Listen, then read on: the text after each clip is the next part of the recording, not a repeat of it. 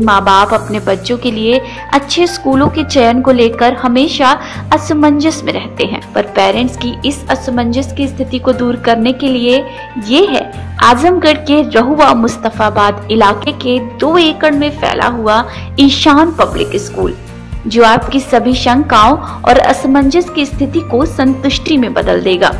Ishan public school CBSE 10+2 school है, जहां बच्चों को सिर्फ शिक्षा ही नहीं बल्कि एक्स्ट्रा करिकुलम एक्टिविटीज में भी बराबर से पार्टिसिपेट करने के लिए प्रोत्साहित करता है।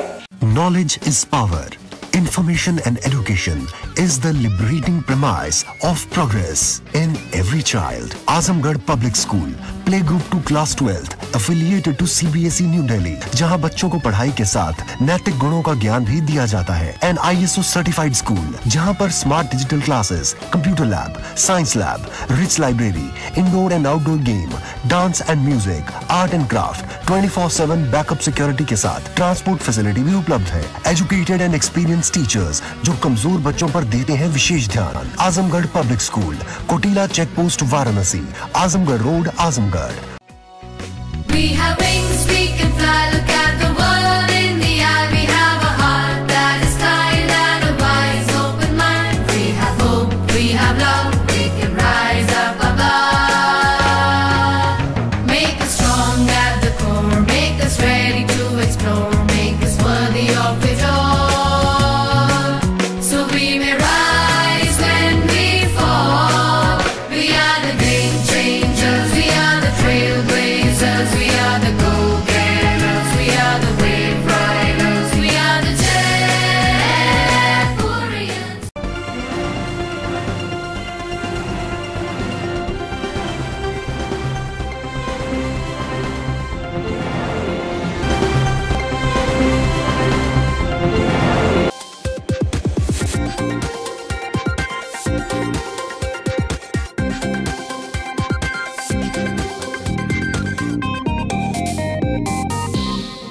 व्यक्ति के स्वास्थ्य, धन व रिश्तों को समृद्धि प्रदान करने के उद्देश्य को लेकर नगर में पहली बार मैजिक ऑफ ग्रेटिट्यूड नाम से एक दिवसीय कार्यशाला का आयोजन होने जा रहा है। 31 मार्च दिन रविवार प्रातः 8 बजे से यह कार्यशाला बड़ा गणेश मंदिर में आयोजित होगी। आयोजकों ने बताया कि 4 सेशन में आयोजित होने वाली यह कार्यशाला वास्तव में अनुभवों पर आधारित एक प्रैक्टिकल वर्कशॉप है, जो आपके जीवन में अभूतपूर्व परिवर्तन ला सकती है। इस कार्यशाला से आप अपने जीवन में चमत्कार का अनुभव करेंगे। आयोजिका विजय लक्ष्मी मिश्रा का कहना था कि अभी तक ऐसी कार्यशाला महानगरों में आयोजित होती थी, लेकिन अब इसके लाभ जनपदवासी भी प्राप्त कर सकेंगे। ये हमारे शहर में, ये जो कि बड़े शहरों में, महानगरों में ही ये चीज़ें होती हैं, और इसको मैं बॉम्बे से टीचर और सारी चीज़ों को व्यवस्थित करके मैं अपने शहर में लेके आई, एक समाज सेवा के तहत लाई कि मैं सबके तक इस चीज़ को पहुंचा सकूं। अपने जीवन में अपनी परेशानियों को, अपनी दिक्कतों को हम लोग अंदर कहीं ना कहीं कुछ बंद करके रखते हैं, उसको खोलने, उसको फ्री होने का, एक हल्के होने का एक कार्यक्रम ये उस कार्यशाला में, कार्यशाला है मेरा एक दिन का, उस कार्यशाला में बैठने के बाद उसको ये अनुभव करने की चीज़ है। इसको आप अनुभव करेंगे, इसको महसूस करेंगे और अपने अंदर की गांठों को खोलना, अपने अंदर की परेशानियों से का सलूशन उसमें से आप लोगों को निकलेगा, मिलेगा। ये एक हमारे टीचर और आपके बीच के संवाद होंगे। एक पेपर वर्क है ये, वो बोलेंगे, वो कुछ बताएंगे, आपको पेपर करना होगा और बहुत ही मज़ेदार कार्यक्रम है। ऐसा कोई वो नहीं है, ना कोई प्रवचन है, ये ना कोई ऐसा है कि लेक्चर है जिसको सुनना है बैठ करके। बहुत ही इंटरेस्टिंग प्रोग्राम होने वाला है ये। लेकिन हाँ, ये है कि इसमें आप 100% अपना देना है, इसमें इन्वॉल्व होना है, और वो देने के बाद इसका चमत्कार भी आपको ये हमारा दिन भर का कार्यशाला में 4 सेशन है। इसके मेरे बीच बीच में ब्रेक होंगे, जिसमें 4 सेशन होंगे।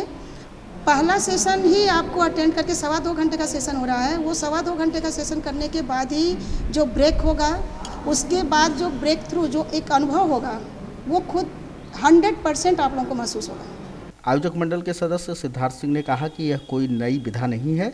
विश्व में दशकों पूर्व से लोग इस पद्धति से लाभान्वित हो रहे हैं। इस पद्धति के मैजिक से अब जनपदवासी भी रूबरू होकर अपने जीवन स्तर को ऊंचा उठा सकेंगे, कठिनाइयों से निजात पा सकेंगे। और हर एक सिटी में डेवलप हो रहे हैं और ये बेसिकली यूनिवर्सल लॉ पे बिलीव कर रहे हैं रेदर देन एक देश, प्रांत, एक धर्म, जात या एक राष्ट्र छोड़ के एक यूनिवर्सल शक्ति और यूनिवर्सल शक्ति का लोगों ने उसका एहसास किया है कि हम जो मांगते हैं वो हमें मिलता है। ये कोई बहुत नया कॉन्सेप्ट नहीं है। 1970 में यूएस में काफ़ी पॉपुलर हो चुका है ये, और वहाँ के कई लोग जो धर्म नहीं भी मानते हैं जीवन की सफलता का श्रेय इन प्रोग्राम्स को देते हैं, द पावर ऑफ ग्रेटिट्यूड या मैजिक ऑफ ग्रेटिट्यूड के लिए, और उसको एक्टिवली लोग परस्यू कर रहे हैं लाइफ में। जो लोग किसी धर्म, किसी रिलीजन या किसी राष्ट्रवाद के सिद्धांत को नहीं मानते हैं और जीवन के उच्च स्तर पर पहुँचे हैं, तो ये अभी बहुत जल्दी में जब इंडिया में नया अभी पैसा आना शुरू हुआ है, तो जो एक्टिव लोग हैं, जो आईटी प्रोफेशनल्स हैं, जो मेडिकल प्रोफेशनल हैं, जो पूजा पाठ नहीं करना चाहते, स्टिल उस स्पिरिचुअल कनेक्टिविटी से ग्रो करना चाहते हैं डायरेक्ट कन्वर्सेशन के लिए, तो पावर ऑफ ग्रेटिट्यूड एक्चुअली सबको सपोर्ट करता है आपस में रिश्ते बेहतर करने के लिए, धन कमाने के लिए, स्वास्थ्य को ठीक करने के लिए, और ये 1-to-1 रिश्ता है। यहाँ कोई मीडिएटर नहीं है। आपने एक बार ट्रेनिंग ले ली, then you can grow of your own.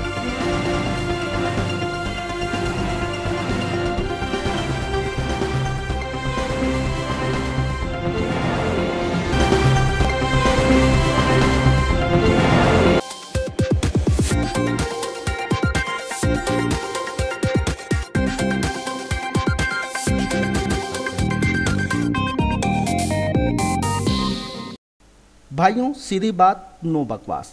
आप ही बताइए, अगर आपके घर मांगलिक उत्सव हो तो उसमें आप सब परिवार भागीदारी करते हैं कि नहीं? घर का कोई लड़का बाहर हो तो उसे ज़बरदस्ती बुलाते हैं कि नहीं? वह अपनी मजबूरियां गिनाए तो उसे ऊंच नीच जमकर समझाते हैं कि नहीं? तो भैया, वैसे ही लोकतंत्र का उत्सव है चुनाव। तो बताइए, इस उत्सव को भी ऐसे ही जरूरी हमें बनाना चाहिए या नहीं? हमें इस उत्सव में भी सपरिवार भागीदारी निभानी चाहिए कि नहीं? कहने का आशय यही है कि हर एक वोट जरूरी होता है। आगामी लोकसभा चुनाव के मद्देनज़र जागो मतदाता जागो की अपनी मुहिम को एबीसी चैनल ने एक बार फिर शुरू किया है। हमने अपनी इस मुहिम की शुरुआत से जिन लोगों को जोड़ा है, उनका यही कहना है कि लोकतंत्र को मजबूत करने के लिए हमें मतदान जरूर करना चाहिए। यह कभी नहीं सोचना चाहिए कि एक हमारे वोट न देने से क्या फर्क पड़ने वाला है, क्योंकि हर एक वोट जरूरी होता है। एक वोट से सरकार बन भी सकती है, गिर भी सकती है। मतदान देना तो बहुत ज़रूरी है, वोट करना बहुत ज़रूरी है लोकतंत्र में। एक वोट से सरकार को गिराया जा सकता है, बनाया जा सकता है। एक वोट का महत्व संविधान में बहुत लोग कम जानते हैं। एक वोट को सभी लोगों को देना चाहिए। अपने लोकतंत्र को मजबूत करने के लिए मतदान का प्रयोग करना चाहिए। हम मतदान से ही हमारा लोकतंत्र मजबूत होता है, और हमारा जो मत होता है उसकी भागीदारी से ही जो है हमारा लोकतंत्र मजबूत होता है। ये हमारा मौलिक अधिकार है, इसमें भागीदारी चढ़ बढ़ कर लेनी चाहिए, खास करके युवाओं को, क्योंकि युवा समाज में हर अंग से, वो स्वास्थ्य से, शिक्षा से, रोजगार से, हर चीज़ में जो युवा जो है वो संघर्ष करता है। इसलिए जो उसकी बात को समझे, जो किसानों के बारे में सोचे, देश के बारे में सोचे, राष्ट्रीय स्तर पे अपनी पहचान बनाए, ऐसे युवा नेताओं का चुनाव करना चाहिए। और हमेशा अपनी भागीदारी को, लोकतंत्र को मजबूत करने के लिए एक वोट से सरकार गिर सकती है, एक वोट से सरकार उठ सकती है। और हर एक युवा, हर एक बुजुर्ग, हर एक भारत के हर एक नागरिक को अपना वोट और अपना मतदान करने का उसका पूर्ण रूप से मौलिक अधिकार है। उसे पोलिंग बूथ तक कैसे ले जाया जा सके, चाहे वो किसी भी स्थिति में, परिस्थिति में हो, चाहे वो विकलांग हो या फिर बुजुर्ग हो, हर एक हाल में उसे पोलिंग बूथ तक हर एक युवा को ले जाने के बारे में सोचना चाहिए और उसे उसका मत का पूरा उपयोग करना चाहिए। 100% मैं आपके माध्यम से यही कहना चाहता हूँ कि 100% तक अगर लोग वोट पोल करा दें तो हम एक मजबूत देश के तो है ही, स्थिर सरकार, मजबूत सरकार और हर एक समाज की भागीदारी और समाज को विकास करने की सरकार देंगे।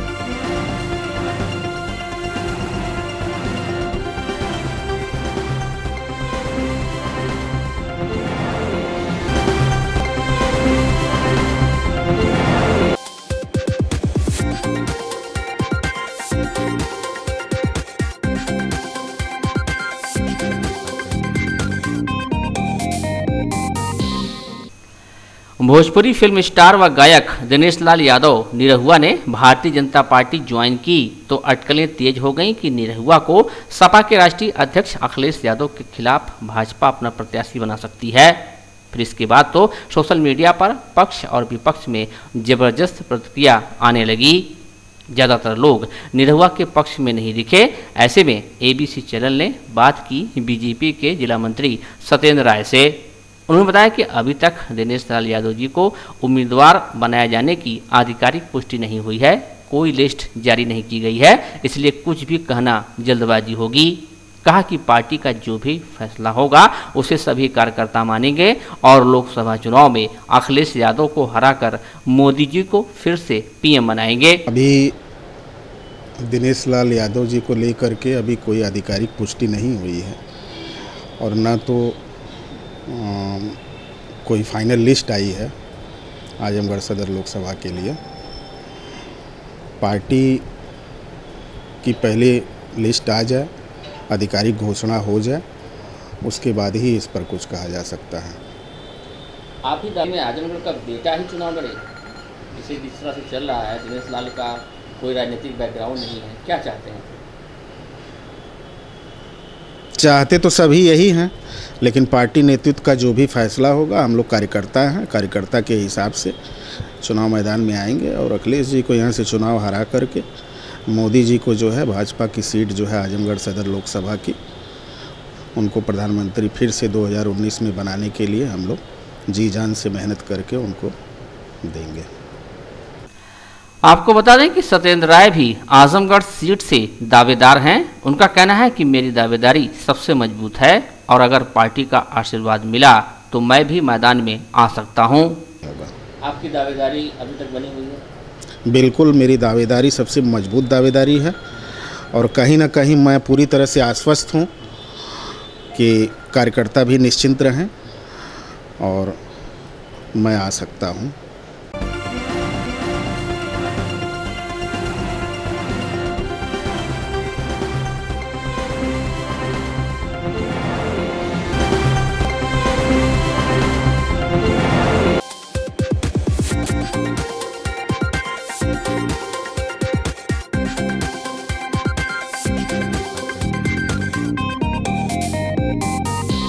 मंडल जगतराज व पुलिस उप महानिरीक्षक मनोज तिवारी की अध्यक्षता में कलेक्ट्रेट सभागार में आगामी लोकसभा निर्वाचन के तैयारियों के संबंध में समीक्षा बैठक संपन्न हुई। इस अवसर पर मंडलायुक्त ने समस्त एसडीएम को निर्देशित करते हुए कहा कि विधानसभावार बूथों में नए मतदाता से संबंधित जो फॉर्म प्राप्त हो रहे हैं उसमें कितने महिला तथा पुरुष व कितने दिव्यांग वोटर हैं, इसकी सूची बनाते हुए अपडेट कराएं।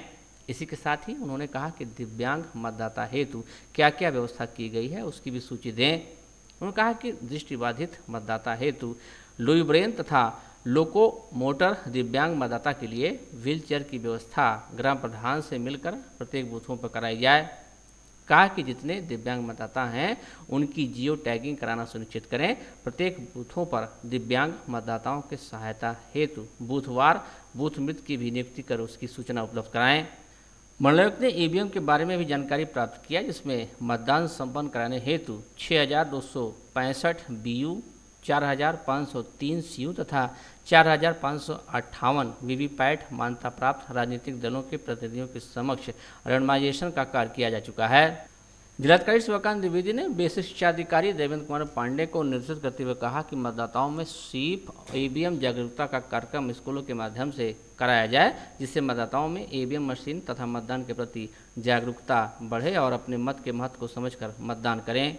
मुख्य विकास अधिकारी डीएस उपाध्याय ने बताया कि लोकसभा निर्वाचन हेतु जनपद में 3943 मतदेय स्थलों हेतु 1 पीठासीन एवं 3 मतदान अधिकारी की दर से 15,772 कार्मिक का 130%, 20,405 कार्मिकों के डाटाबेस का 27 मार्च को रैंडमाइजेशन किया जा चुका है। पुलिस उप महानिरीक्षक मनोज तिवारी द्वारा आदर्श आचार संहिता के अंतर्गत कैश, शराब, अवैध हथियारों आदि के बारे में जानकारी प्राप्त किया गया। उन्होंने पुलिस के अधिकारियों को आवश्यक निर्देश दिए। कहा कि आदर्श आचार संहिता का उल्लंघन करते हुए कोई व्यक्ति पाया जाता है तो उसके विरुद्ध कड़ी कार्रवाई की।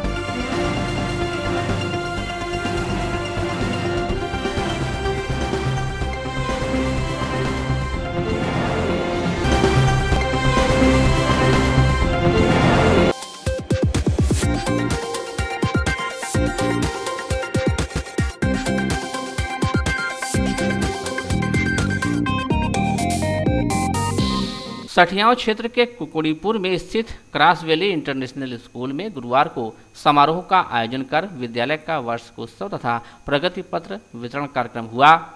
इस अवसर पर छात्रों की सुंदर प्रस्तुतियों तथा आकर्षक सांस्कृतिक कार्यक्रमों ने अतिथियों और अभिभावकों के साथ ही छात्र छात्राओं का मन मोह लिया। मुख्य अतिथि रामायण यादव, शकील अहमद तथा अन्य अतिथियों की गरिमामयी उपस्थिति ने कार्यक्रम में चार चांद लगा दिया। इस मौके पर प्रबंधक सुधा राय, चेयरमैन ब्रिजनारायण राय, रेक्टर एस राय व प्राचार्य सर्वेश कुमार सिंह ने अपने वक्तव्यों से छात्रों की हौसला अफजाई की। साइकिल पे घुमा है, हाईवे पे मोटर साइकिल भगा के स्पीड में तुझको अगर सर्दी लगे तो सीट के पीछे लड़की बिठागे दे। यही उम्र है कर ले गलती से मिस्टेक, यही उम्र है कर ले गलती से मिस्टेक, यही उम्र है कर ले गलती से मिस्टेक, यही उम्र है कर ले गलती से मिस्टेक। मुझे दुनिया तेरा तेरे काटे आई कोट नीचे चल तेरे पाचे, मुझे दुनिया तेरा तेरे काटे आई कोट नीचे चल तेरे पाचे। खाके बच्चों बड़ा के होया बैठा बलिए, खाके बच्चों बड़ा के होया